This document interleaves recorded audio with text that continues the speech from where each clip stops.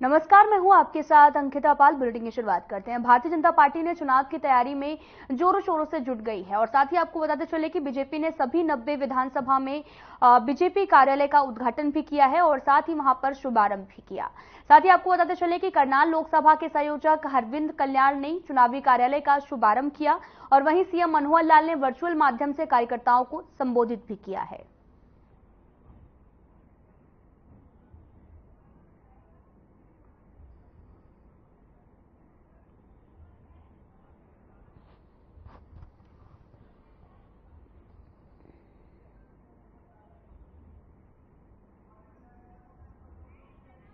आपको बताते चले कि सीएम मनोहर लाल ने जनसभा को संबोधित भी किया और साथ ही चुनाव की तैयारियों में बीजेपी जो है वो लगातार जुट गई है। दरअसल लोकसभा चुनाव नजदीक हैं और जिसको लेकर चुनावी कार्यालय का भी शुभारंभ किया जा रहा है।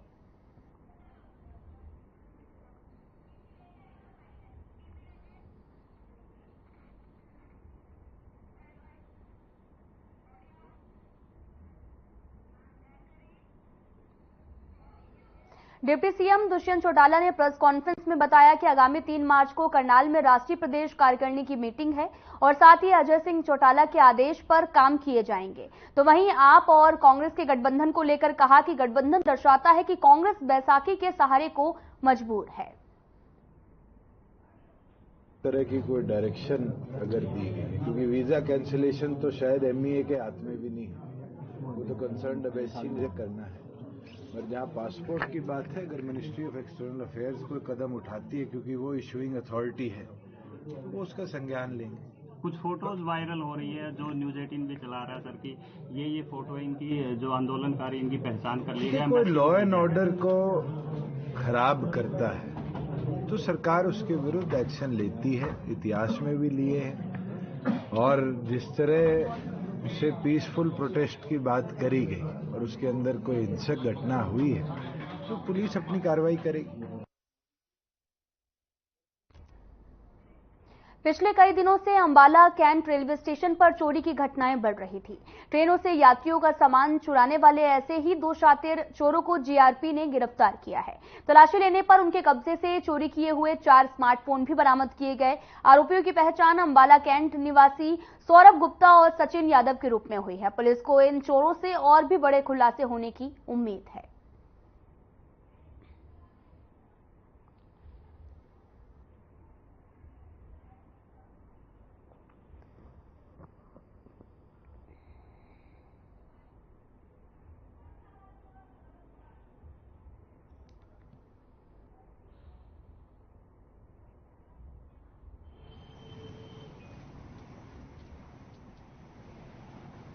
दो लड़के पकड़े गए हैं स्टेशन से, जिनके पास से चोरी चार मोबाइल बरामद हुए हैं, जिनकी कीमत लगभग 1 लाख रुपए है और इनसे पूछताछ जारी है। इनके खिलाफ मुकदमा दर्ज किया गया, जो आज पेश किया जाएगा।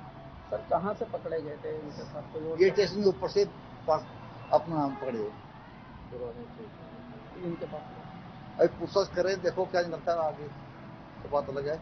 बाकी अभी कोर्ट में पेश किया जाएगा इनको। सर इनका कोई ग्रुप है जो नजदीक कोई बात प्रकाश नहीं है, ग्रुप नहीं है। ये बेरोजगार बच्चे हैं और उसी का नशे के चक्कर में ये काम करते हैं।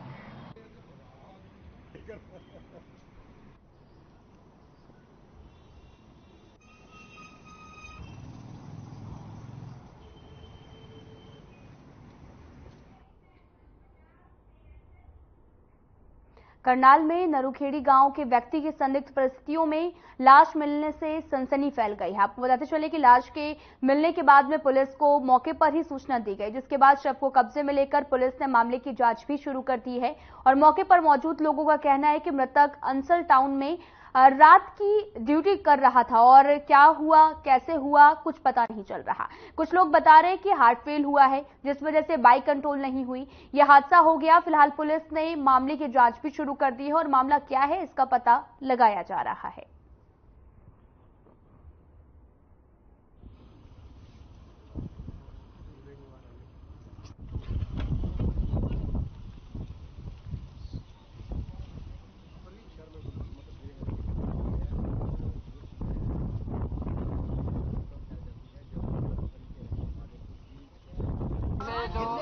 यमुना इनक्लेव में नौकरी करता था, वहाँ से नाइट शिफ्ट ड्यूटी थी, अपने गाँव आ रहा था।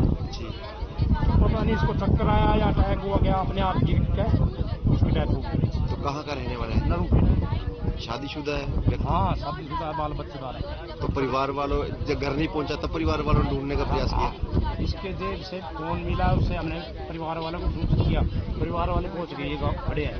अब क्या कार्रवाई की जाएगी सर? जो उचित कार्रवाई होगी वो की जाएगी, इसकी डेड बॉडी को पोस्टमार्टम हॉस्पिटल। तो देखने से क्या लगता है, एक्सीडेंट हुआ है या? नहीं, देखने से किसी से नहीं टकराई है, अपने आप गिरा कि यहाँ पे एक्सीडेंट हो गया। कुलबीर है हमारे ये गांव से, और ये ड्यूटी करके वापस लौट रहा। कहाँ ड्यूटी करते थे? ये अंचल में ड्यूटी करता था, नाइट ड्यूटी थी, तो ड्यूटी करके घर वापस लौट रहे। आके देखा तो ये हादसा हुआ। कारणों का नहीं पता लगा सर? नहीं, अभी कुछ नहीं पता। हर रोज रात कोई सुबह कर जाते थे, रात को कर रात कोई शिफ्ट में ड्यूटी होती थी, कभी रात को कभी दिन। ये नाइट ड्यूटी से होता है। क्या लगता है सर देखने में, एक्सीडेंट हुआ है या अनबैलेंस? ऐसा ही कुछ नजर आ रहा है, लेकिन आसपास से लोग कह रहे हैं कि ऐसा भी हो सकता है इनको हार्ट फेल हुआ हो और बाइक बैलेंस हो। पहले भी ऐसा कोई हार्ट फेल के? नहीं, पहले तो कभी ऐसा कुछ नहीं। क्या पता लगा था आपको? बस अभी तो फोन से ही हमें तो सूचना मिली थी।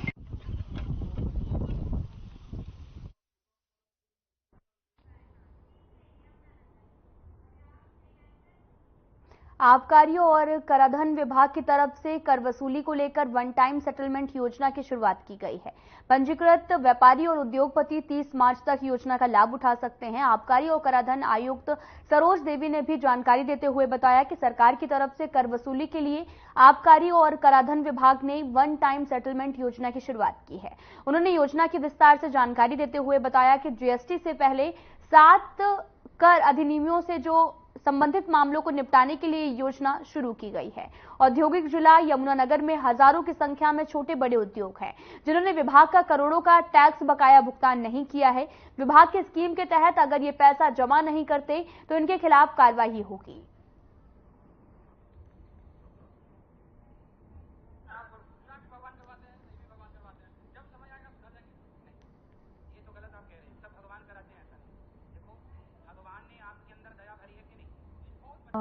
ये स्कीम है सरकार की, वन टाइम सेटलमेंट स्कीम है, OTS 2 2024। तो इसमें जो 1/1/2024 को जो डिक्लेयर्ड एरियर हैं हमारे, बकाया हैं किसी का भी वैट में, वैट हमारा जो जीएसटी लॉन्च हुआ था 1 जुलाई 2017 को, तो उससे पहले की जो असेसमेंटें हुई और एरियर हुए, रिकवरी हुई और रिकवरी नहीं भी हुई, तो एरियर जो बकाया पड़े हुए होते हैं उनको एक तरह से सरकार ने छूट दी है सेटलमेंट स्कीम के थ्रू, जिसमें जो एडमिटेड टैक्स है, रिटर्न जब भरता है डीलर, तो उसमें जितना टैक्स अपने आप से कहता है कि हाँ ये मेरा बनता है और मैं ये भर नहीं पाया।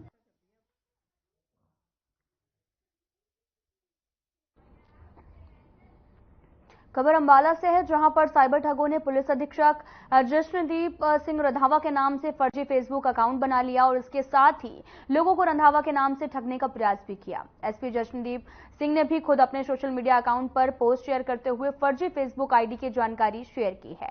एसपी ने भी ये बताया कि उनके नाम से एक फर्जी अकाउंट बना हुआ है जिसमें उनकी फोटो के अलावा प्रोफाइल में भी उनकी जानकारी डाली गई है। शातिर ठग उसकी फर्जी आईडी के जरिए करीबी लोगों को मैसेज भी भेज रहे हैं। और एसपी ने यह भी कहा कि सरकार साइबर जो ठग हैं उनकी सोशल मीडिया से जुड़े नजदीकों को भी मैसेज भेजकर पैसों की डिमांड भी कर सकते हैं या फिर किसी तरह का नुकसान पहुंचा सकते हैं। समय रहते एसपी रंधावा ने भी फेसबुक ऑफिस में संपर्क कर फर्जी अकाउंट को ब्लॉक कराया और अभी तक उनके नाम से कोई भी ठगी होने की पुष्टि नहीं हुई है।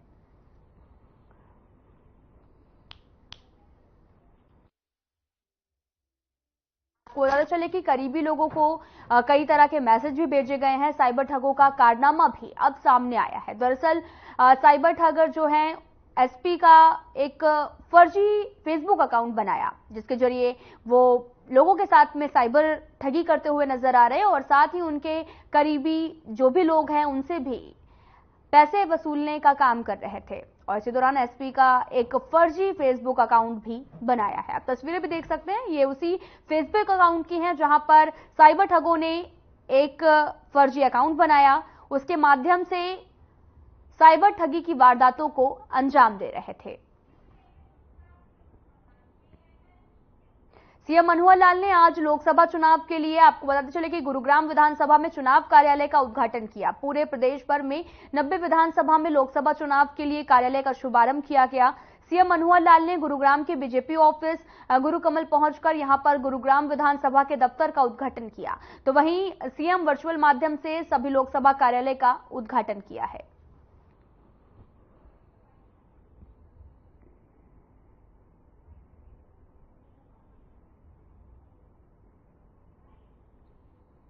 मुझे 10 तारीख के बाद, 11 तारीख के बाद ही लग रहा है, क्योंकि उसका एक संकेत मैं कर रहा हूं। फाइनल सूचना आएगी तो आपको बताऊंगा। संभवतः 11 तारीख को, 11 मार्च को प्रधानमंत्री जी स्वयं गुरुग्राम आने वाले हैं।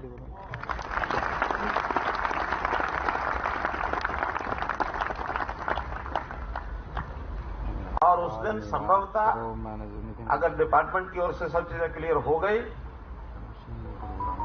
तो द्वारका एक्सप्रेसवे उसका उद्घाटन होने वाला है।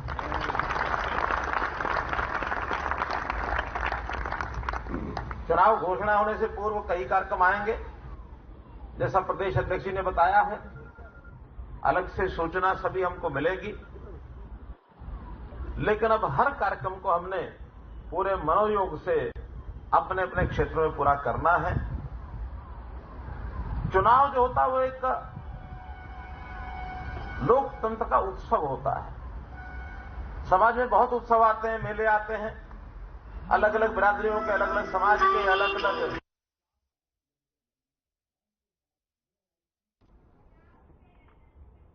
2024 लोकसभा चुनाव को लेकर बीजेपी सरकार प्रदेश के लिए कई योजनाएं तैयार कर रही है। विधानसभा स्तर पर आपको बता दें कि चले कि सीएम मनोहर लाल ने वीडियो कॉन्फ्रेंसिंग के माध्यम से बल्लभगढ़ विधानसभा में लोकसभा कार्यालय का उद्घाटन किया। वहीं मौके पर प्रदेश के कैबिनेट मंत्री मूलचंद शर्मा भी मौजूद रहे और इस पर कैबिनेट मंत्री मूलचंद शर्मा ने कहा कि 2024 के लोकसभा चुनाव को लेकर हर विधानसभा स्तर पर सीएम मनोहर लाल की तरफ से लोकसभा कार्यालय का उद्घाटन किया गया। आगामी लोकसभा चुनाव को लेकर बीजेपी संगठन पूरी तरह से अपनी तैयारियों में भी जुट गया है। पार्टी के सभी पदाधिकारी, विधायक और मंत्रीगण लोकसभा चुनाव की तैयारियों को लेकर अपने अपने क्षेत्र में लगातार कार्यकर्ताओं को लेकर बैठक भी करने लगे हैं।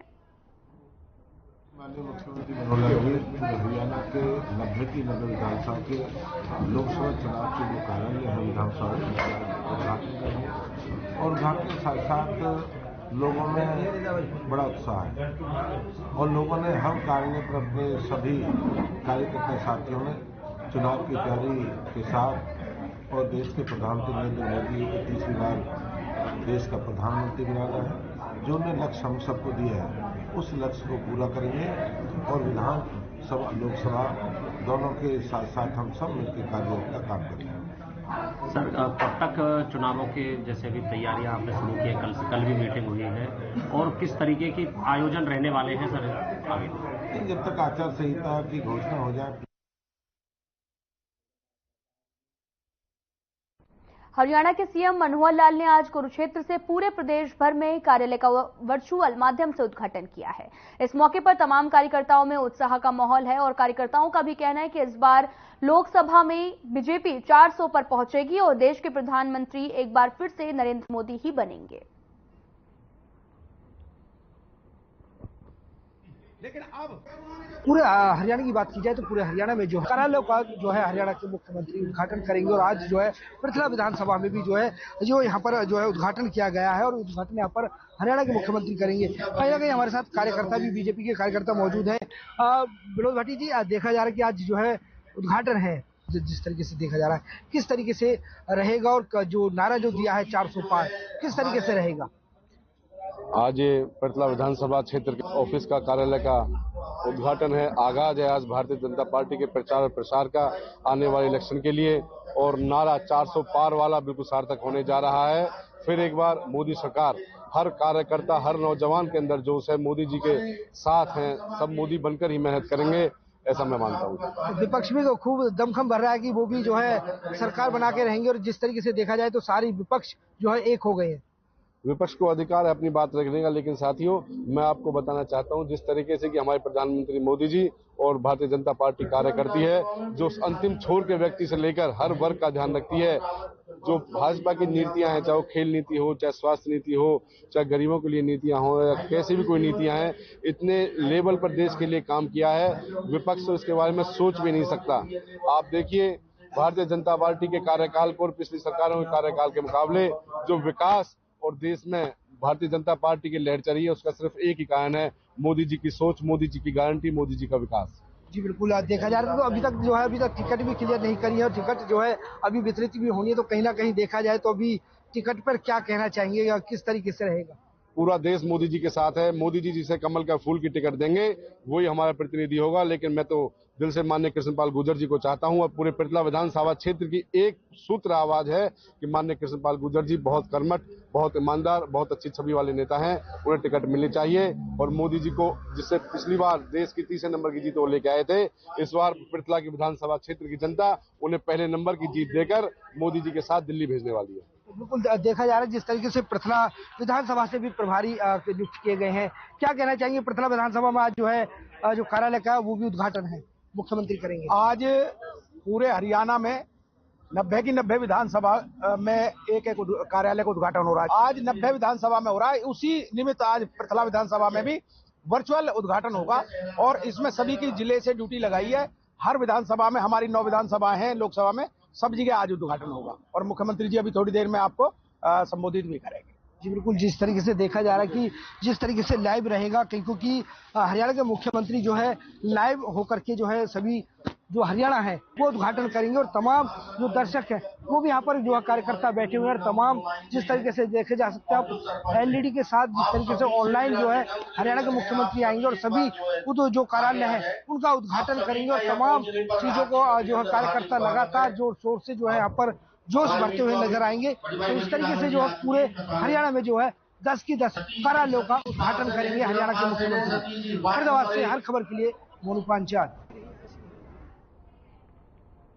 पूरे प्रदेश में सीएम मनोहर लाल ने ऑनलाइन सिस्टम ने विधानसभा चुनावों को लेकर चुनावी कार्यालय का शुभारंभ किया है। कलावली में बाईपास रोड पर कार्यालय का शुभारंभ किया गया। इस मौके पर पूर्व विधायक बलकौर सिंह ने भी कहा कि पिछले दिनों देश के प्रधानमंत्री नरेंद्र मोदी ने लोकसभा चुनावों को लेकर प्रदेश में 10 कार्यालयों का शुभारंभ किया था।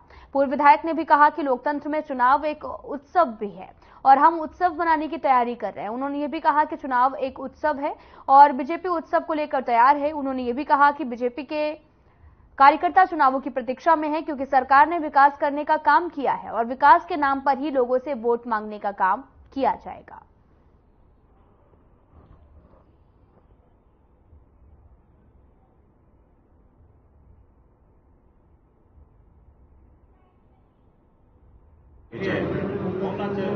लोकसभा इलेक्शन कार्यालय का दफ्तर का उद्घाटन मानयोग मुख्यमंत्री ने वर्चुअल तरीके के नाल शुरुआत करनी है। थोड़ी देर बाद मानयोग मुख्यमंत्री जी लाइव जुड़नगे, वर्करां नूं नेतावां नूं संबोधन करनगे। और हरियाणे दे विच थोड़े दिन पहला मानयोग प्रधानमंत्री ने 10 ਦੀਆਂ 10 लोकसभा सीटां के दफ्तरां का उद्घाटन किया सी और अज लाइव होकर मानयोग मुख्यमंत्री जी ਜਿਹੜੀਆਂ कि 90 ਦੀਆਂ 90 सीटां विधान सभा ਦੀਆਂ ਉਹਨਾਂ ਦੇ लोक सभा के दफ्तर का उद्घाटन करनगे। और कालावाली ਦੇ ਵਿੱਚ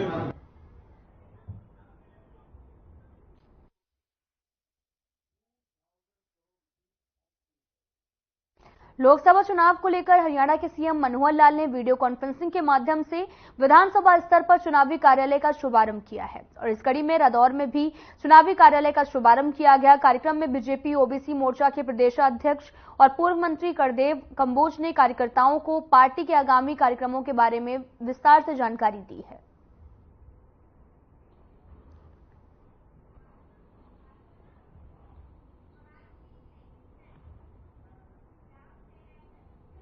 बीजेपी के प्रदेश अध्यक्ष नैब सैनी ने लोहारू में कई कार्यक्रम में शिरकत की है और इस दौरान जेजेपी और बीजेपी गठबंधन से लोकसभा चुनाव लड़ने पर उन्होंने कहा कि 10 की 10 लोकसभा सीटों पर अकेले कमल खिलाएंगे और प्रदेश में अन्य दलों के बहुत बड़े जो नेता हैं बीजेपी में शामिल होने की कतार में खड़े हैं।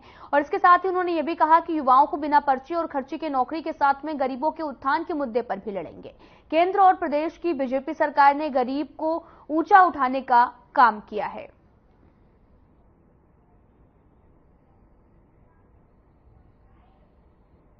के साथ 10 की 10 लोकसभा सीटें जीती थी। आज मैं पूरे हरियाणा प्रदेश के अंदर घूम रहा हूं, देख रहा हूं, ये नरेंद्र मोदी जी की नीतियों का परिणाम है, मनोहर लाल जी की नीतियों का परिणाम है। ये 10 की 10 लोकसभा की सीटें बड़े मैंडेट के साथ तीसरी बार हरियाणा के लोग नरेंद्र मोदी जी को प्रधानमंत्री बनाने में अहम भूमिका अदा करेंगे। 10 की 10 लोकसभा की सीटें भेजेंगे। नहीं, देखिए, हमारे बड़े लीडर भी हरियाणा के अंदर आएंगे और लोगों से कनेक्ट होंगे।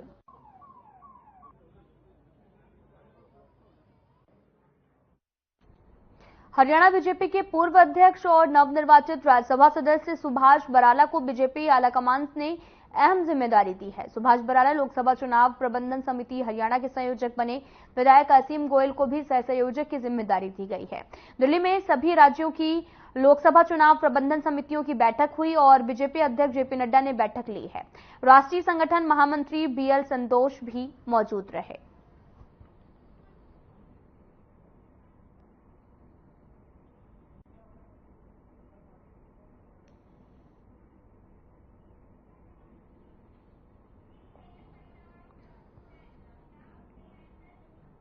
तो वहीं फरीदाबाद के गांव अजरौंदा और साथ ही ऑफिसर कॉलोनी के बीच में दीवार की ग्रिल में नवजात का मृत शरीर मिलने से सनसनी फैल गई है। इस मामले की सूचना पुलिस को दी गई और देखने से अंदाजा भी लगाया जा सकता है कि किसी ने नवजात को फेंकने की कोशिश की होगी और इस दौरान वो ग्रिल में आकर फंस गया। फिलहाल पुलिस पूरे मामले की जांच में जुट गई है।